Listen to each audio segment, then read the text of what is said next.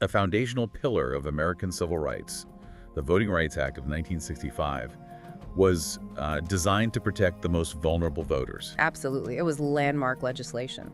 But for decades, a powerful critique has asserted that the application of that law became its own form of constitutional violation. Right. A mechanism designed to prevent vote dilution, critics charge, was systematically warped into an engine for political engineering. Carving up the nation into ideological and racial puzzles, all designed to guarantee specific electoral outcomes. And that practice of drawing political maps to lock in safe seats has, for 50 years, been shielded by a specific legal interpretation. But now it seems the Supreme Court has dramatically signaled that it is ready to tear that shield down. The shockwave isn't theoretical. I mean, it is rolling through every political headquarters right now, from Baton Rouge to Texas and straight into Washington. So if the original goal of this landmark legislation was colorblind civil rights, how did the law become the very mandate for race-based political mapping?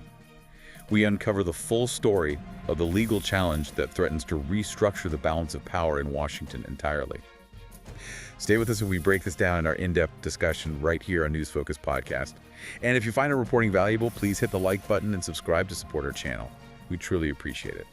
So for this deep dive, it all starts with a very specific, almost procedural action from the Supreme Court. Right, and that action speaks volumes about their intent. They have agreed to rehear a major challenge to Louisiana's congressional map. And this is not just another courtroom headline. I think that's the key thing for you to understand. The rarity of this move is what has truly set off the alarm bells in the political world. It is an earthquake, and understanding the procedural context is the key to assessing the magnitude of this tremor. So for our listeners who follow the court, just how unusual is this?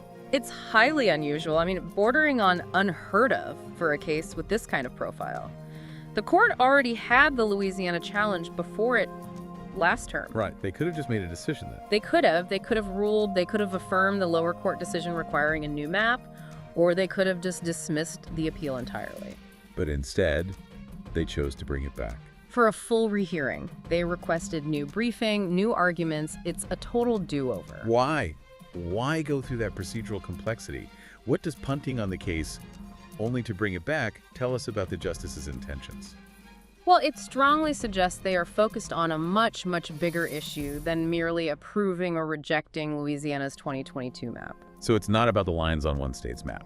I don't think so. If they were just interested in the remedial solution for Louisiana, they would have issued a straightforward ruling last term. Okay, so by bringing it back, the deeper implication, according to legal analysts watching the conservative majority, is that the court is testing the constitutional viability of the current interpretation of, Section 2 of the Voting Rights Act itself. Section 2, that's the core of it. It is. They are not merely tweaking a map. They appear ready to scrutinize and possibly redraw the very boundaries of federal judicial power when it comes to legislative cartography. So the challenge isn't just about whether Louisiana needs a second majority black district. No. The challenge is whether the entire process that requires states to draw districts based on race is constitutional in the first place. Exactly. The source material we're looking at highlights this as a readiness to engage with the claim that the law, as it's currently applied by lower courts, has created, unintended and potentially unconstitutional requirements on states. Requirements that opponents argue force states to prioritize race above all other traditional redistricting criteria. That's the argument. Things like compactness, contiguity, and, keeping cities or counties whole, all of that gets pushed aside. For race. For race. Okay, let's zoom in on that section. Section 2 of the VRA. It was written in 1965 with an incredibly clear, noble purpose. It was. It was meant to prohibit states from using voting qualifications or standards that result in the denial or abridgment of the right to vote based on race or color. So stopping systemic suppression and vote dilution. That was the goal. But the reporting we're analyzing argues that judicial interpretation has systematically twisted the application of the law over the years. And that's the core conflict being highlighted by those pushing for reform and the plaintiffs in this Louisiana case. It is. The evolution of how Section 2 is interpreted is absolutely critical here. Originally, the focus was on blocking specific discriminatory practices. Like poll taxes or literacy tests. Right. Obvious intentional barriers. But after the Supreme Court's 1980 decision in Mobile v. Bolden, Congress amended Section 2. That was in 1982. In 1982, yes. And they amended it to focus on results. Results, not intent. Exactly. That meant that states couldn't implement voting procedures that resulted in the dilution of minority voting strength, even if you couldn't prove discriminatory intent. So the shift from proving intent to proving result, Yeah. that's where, according to critics, the law was fundamentally altered. Precisely. Critics argue that this shift created what they term a racial gerrymandering mandate. A mandate, not just an option. A mandate. The source claims this effectively forces states to carve out majority-minority districts, sometimes even where the population numbers or geographical communities didn't naturally support such a configuration. And the argument is that this legal obligation evolved from ensuring minority access to power. Into guaranteeing specific minority outcomes. Specifically, the guaranteed creation of a district where a minority group could elect its candidate of choice. And the physical result of this legal evolution is some of those highly irregular, geographically bizarre districts we often see across the country. Yes, opponents use incredibly visual language to describe these maps. I've heard them called twisted snake-shaped districts. Or earmuffs. Districts crawling across states like Louisiana, Illinois, and North Carolina. So the fundamental accusation from the challenging parties is that these maps weren't drawn for fairness or to represent communities. No. The claim is they were drawn primarily for political control, locked in by demographic categories. The conservative critique, then, is that this mandatory race-based drawing overrides any kind of geographic or political common sense. And transforms the law into a tool for political advantage, specifically benefiting the political left, which relies on these concentrated minority votes. This conversation, of course, isn't happening in a legal vacuum. For listeners who follow election law, the last major seismic shift was the 2013 decision, Shelby County v. Holder. A huge decision. How does this new challenge to Section 2 relate to the loss of Section 5 enforcement? Well, Shelby County was undeniably massive. It effectively gutted pre-clearance under Section 5 of the VRA. Remind us what preclearance was. Section 5 required certain jurisdictions, mostly in the South with histories of racial discrimination, to submit any changes to their voting laws to the Department of Justice or a D.C. federal court for approval before they could be implemented. So everything from moving a polling place to redrawing a whole district map. Everything. But this Supreme Court struck down the formula Congress used to determine which states were covered. On what grounds? They argued it was based on decades-old data and was therefore unconstitutional. So after 2013, states could draw maps and change voting rules without that federal pre-approval. Correct, which meant they had to rely on Section 2 challenges after the fact. I see. So Section 2, the prohibition against vote dilution, became the VRA's main enforcement mechanism. It became the only game in town, really. Before Shelby, Section 5 prevented bad maps from ever taking effect. After Shelby, Section 2 was the primary tool used to challenge the maps after they were already enacted. Which is why many observers are framing this new challenge to Section 2 as the main event. It really is. If Shelby clipped the wings of Washington's election oversight by removing Section 5's teeth, the source suggests this new ruling could tear down the entire cage. By fundamentally altering the standard for what even counts as minority vote dilution under Section 2. Exactly. And to understand how Section 2 mandates this map drawing, we have to go back to another landmark decision from 1986. Thornburg v. Gingles. That's the one. This is the legal foundation for these majority-minority districts, and it's what the conservative challenge is really aiming to dismantle. Okay, so walk us through the Gingles preconditions, because this is essential context for our deep dive. Okay, so the Gingles decision established 3 crucial preconditions. They're known as the Gingles test. And plaintiffs must satisfy all 3 to prove a Section 2 vote dilution claim. This is a checklist. It's a checklist. The first precondition is that the minority group must be sufficiently large and geographically compact to constitute a majority in a single-member district. The compactness criterion. Right. Second, the minority group must be politically cohesive. Meaning they vote for the same candidates as a bloc. As a bloc, yes. And third, the white majority must vote sufficiently as a bloc to usually defeat the minority's preferred candidate. And that's what demonstrates polarized voting. That's the polarized voting prong. So the Gingles test essentially gives courts a formula. If all 3 preconditions are met, especially in the Deep South, where polarized voting is common, then the state is legally obligated to draw a majority-minority district. That's right. And the conservative critique, the legal challenge now before the Supreme Court, argues that judicial interpretation of this test, particularly that third prong about polarized voting, has led to courts mandating race-based proportionality. They say it forces states to create districts purely to satisfy this racial calculus. And to ignore other criteria. They see the Jingles test not as a shield against dilution, but as a sword, a mandate for racial proportionality. So if the Supreme Court reinterprets or limits the Jingles test, for instance, by demanding a much stricter definition of compactness, Or by minimizing the role of race in assessing political cohesion.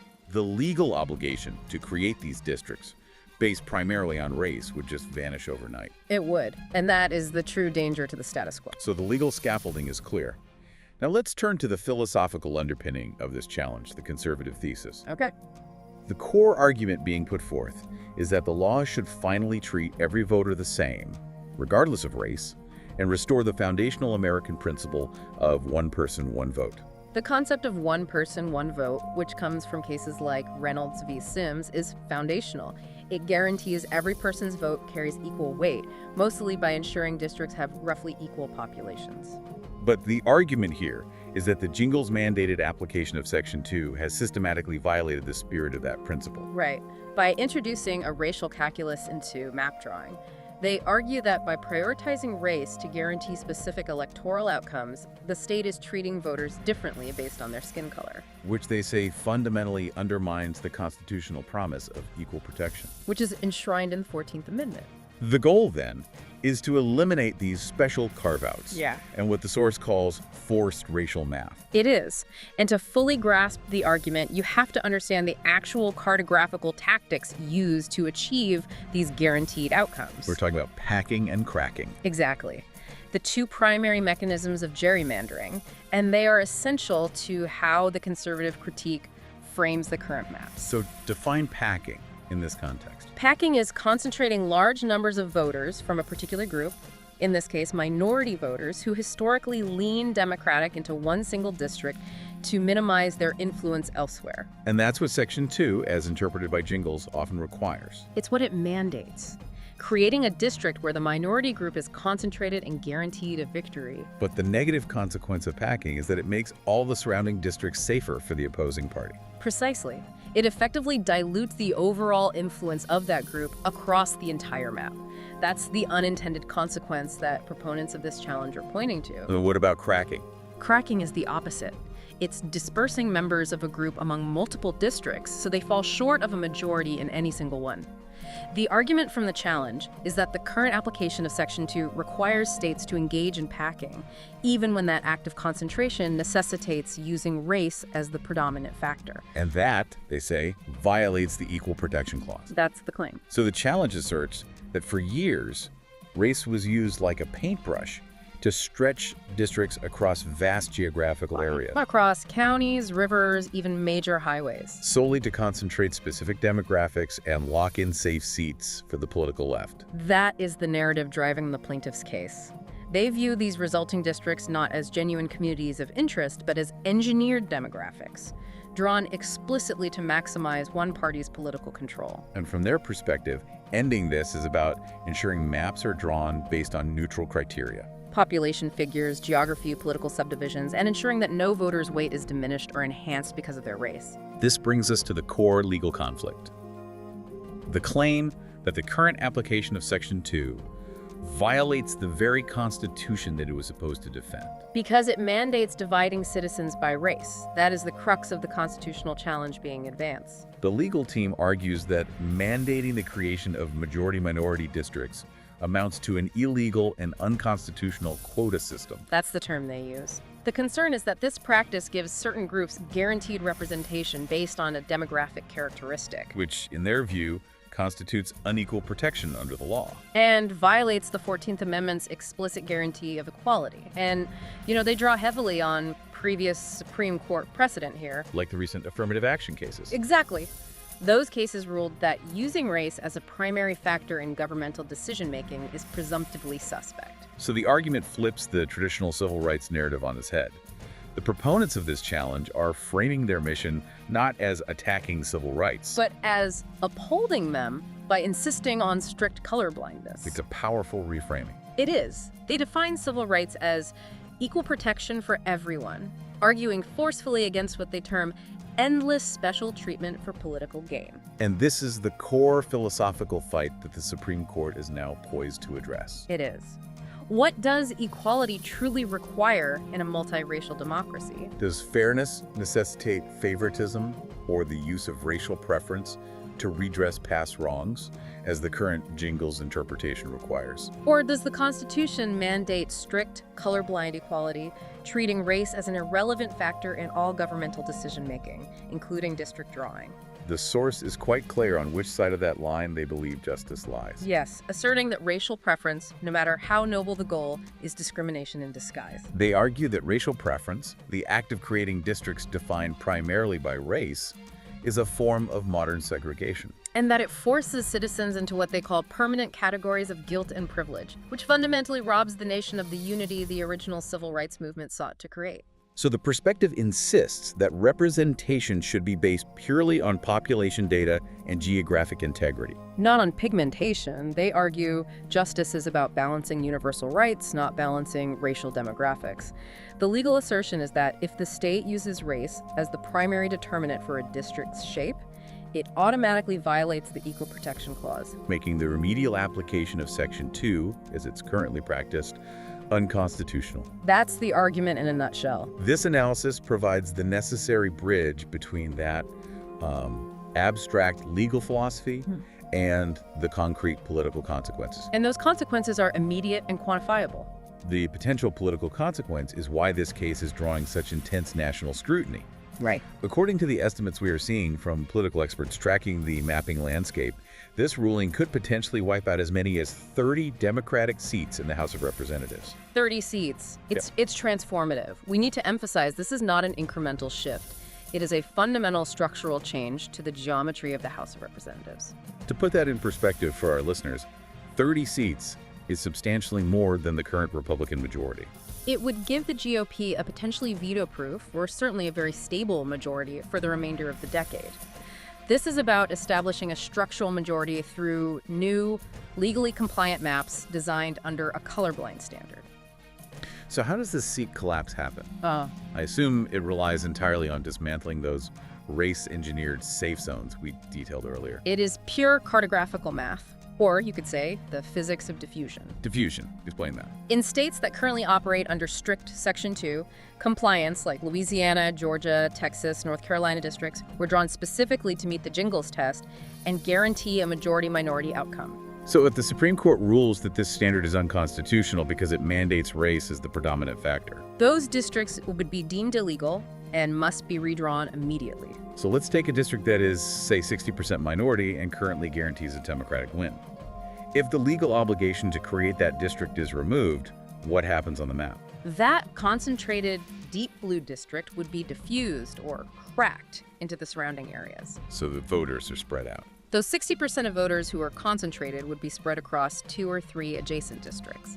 Now, if those adjacent districts were previously marginal Republican seats or 55% Republican, introducing a large influx of Democratic-leaning voters could make things more competitive. It could.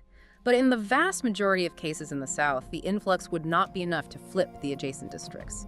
It would simply transform the previous 60% majority-minority district into a new marginal district, say 40% minority, that is now Republican-leaning. So instead of one guaranteed Democratic seat, you end up with 2 or 3 districts that are now safer Republican seats. Or highly competitive seats, but overall the math favors the right.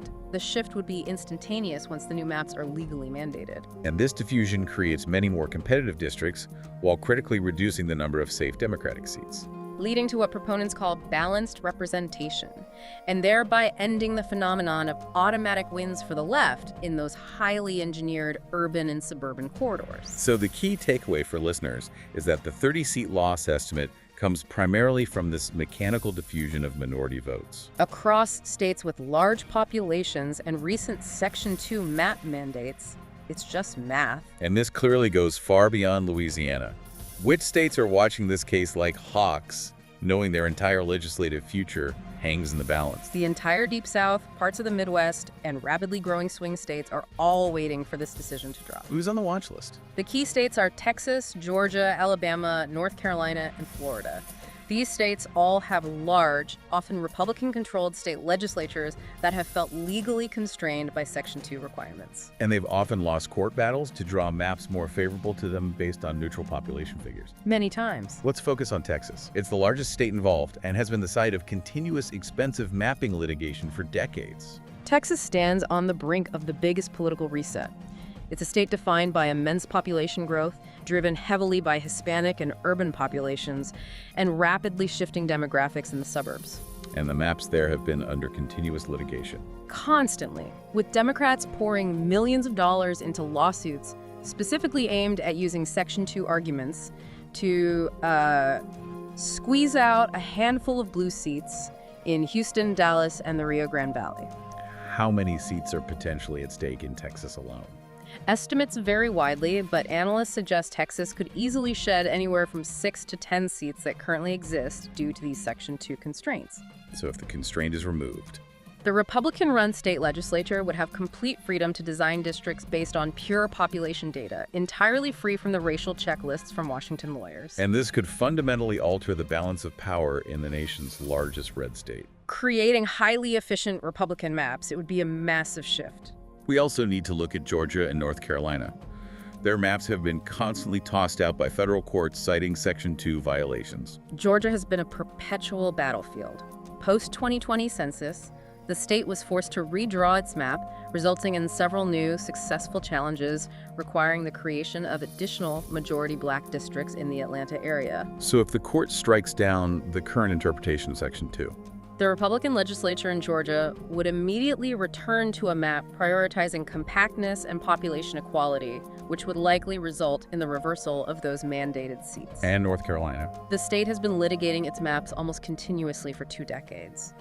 The removal of Section 2 constraints would allow the legislature to consolidate its gains across the state, likely reversing seats won by Democrats in the Raleigh and Charlotte areas. and this creates that rapid domino effect you mentioned. Absolutely, shifting the entire electoral landscape based not on voter enthusiasm, but on pure geometry. So the prediction is that once Texas successfully redraws its maps under a new colorblind legal standard, Louisiana and Georgia would immediately follow suit, followed by Florida and potentially others, all with carefully prepared maps ready to implement.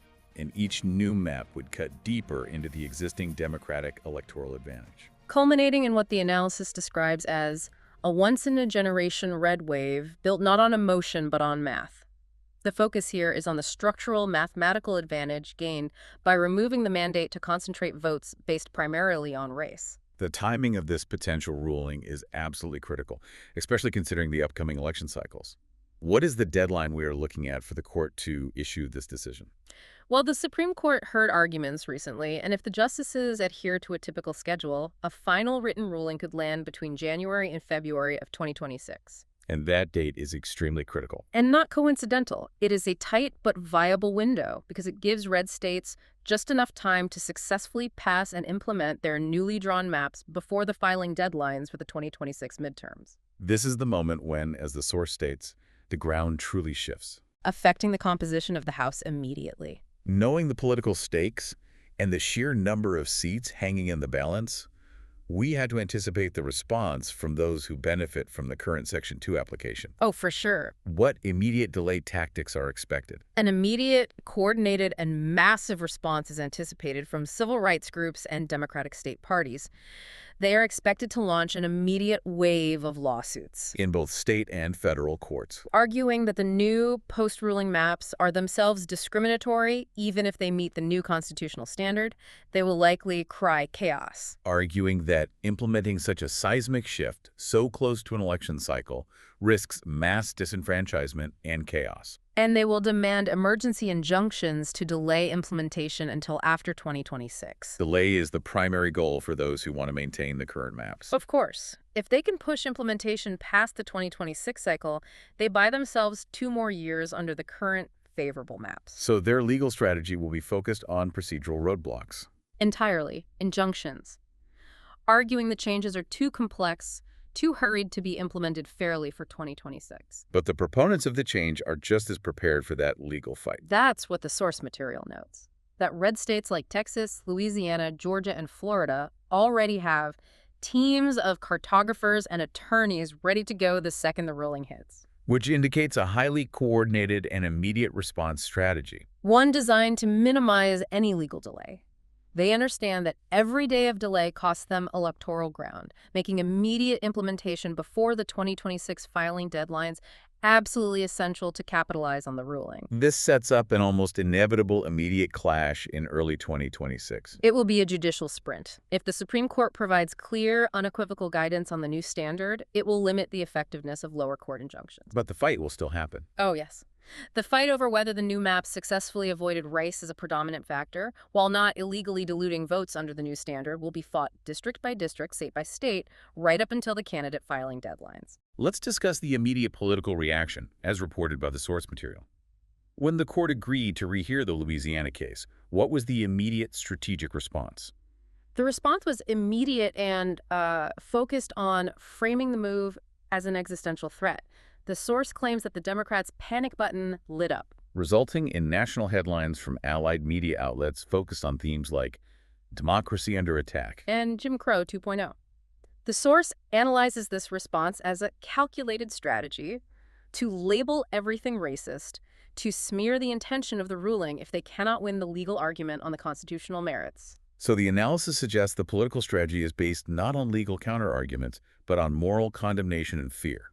That is the specific claim presented in the source analysis. The goal is to weaponize fear, rally donors, and flood social media by framing a judiciary shaped by constitutionalists as a radical threat to minority representation. And they point to the strategy used after the affirmative action ruling. They do.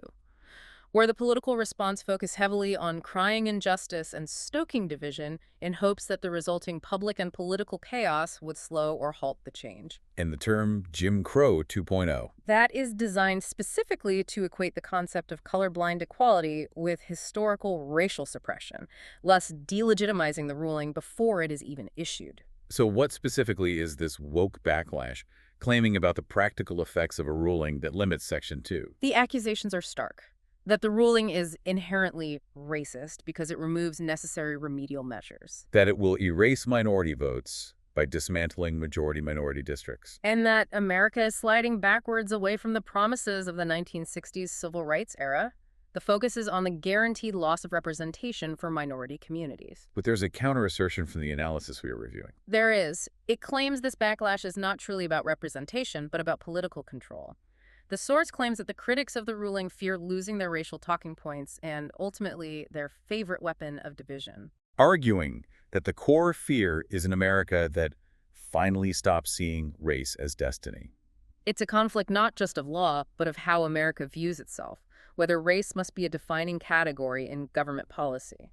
The proponents of the change argue that the VRA achieved its purpose decades ago by removing intentional barriers. And they assert that the modern interpretation is now fundamentally about maintaining political power through racial categorization, and that the backlash is simply a defense of that power structure. This immediately leads us to the judicial philosophy behind this moment. The source attributes this impending shift directly to specific political appointments and a decades-long legal project, That is correct. The argument is framed politically as the Trump court at work. asserting that the current Supreme Court majority is a judiciary shaped by constitutionalists. Who believe fundamentally in originalism and equality under law, rather than what they term endless racial engineering. So this ruling is seen as the philosophical culmination of the Trump administration's judicial appointment. Aimed at restoring a standard of strict colorblindness and limiting the power of federal courts to mandate legislative outcomes based on identity. The underlying legal philosophy here is strict adherence to the text of the Constitution. Right. Arguing that the Equal Protection Clause does not allow the government to sort citizens by race, regardless of the stated remedial purpose. They believe that if the Constitution is colorblind, the state must be colorblind in its functions, including map drawing. And they view the current Section 2 interpretation as judicial activism that created a legislative mandate where the text of the VRA and the Constitution did not intend one to exist. So this new majority is simply correcting decades of judicial overreach. By adhering strictly to the principle of equal protection for all. That's the argument. So how will the Republican Party frame this massive shift in messaging heading into the 2026 midterms, assuming the ruling comes down in their favor? The expected framing is straightforward and powerful. It's designed to appeal to both their base and to swing voters who might be frustrated by identity politics. The messaging will focus on restoring election integrity. Securing the maps and promoting the message that fairness isn't racist, it's patriotic. The analysis suggests that the party leadership will frame this as the final correction to decades of Democratic manipulation. Perfectly aligning the ruling with a narrative of national restoration. They'll argue that this movement towards colorblindness is what patriots call restoration, ensuring the electoral map reflects population data, not political categories. And their victory is a judicial one that secures the structural integrity of the House. It is a remarkable intersection of high-stakes legal theory and immediate pragmatic political power. The implications affect every voter, regardless of where they live. So as we synthesize this deep dive, we are left with two deeply opposed, seemingly irreconcilable views on the application of Section 2 of the Voting Rights Act. It seems so. On one side, we have the argument, driven by the current jurisprudence, that racial considerations are a necessary tool, a form of favoritism, if you will. Required to ensure equitable representation, fix historical wrongs, and guarantee that minority voters who are often geographically disadvantaged have an effective voice in the legislature. And on the other side, we have the strict constitutional mandate of colorblind equal protection. Which argues that using race as the predominant factor in drawing any map, even with noble intent and to fulfill the jingle's preconditions, is discrimination in disguise. Creating an illegal quota system that must be based purely on population data and geographic neutrality. And this is bigger than just legislative boundaries in Louisiana or Texas. This ruling, should it adhere to the judicial philosophy of strict colorblindness, signals the potential end of mandated race-based politics and map drawing as we have known it for half a century.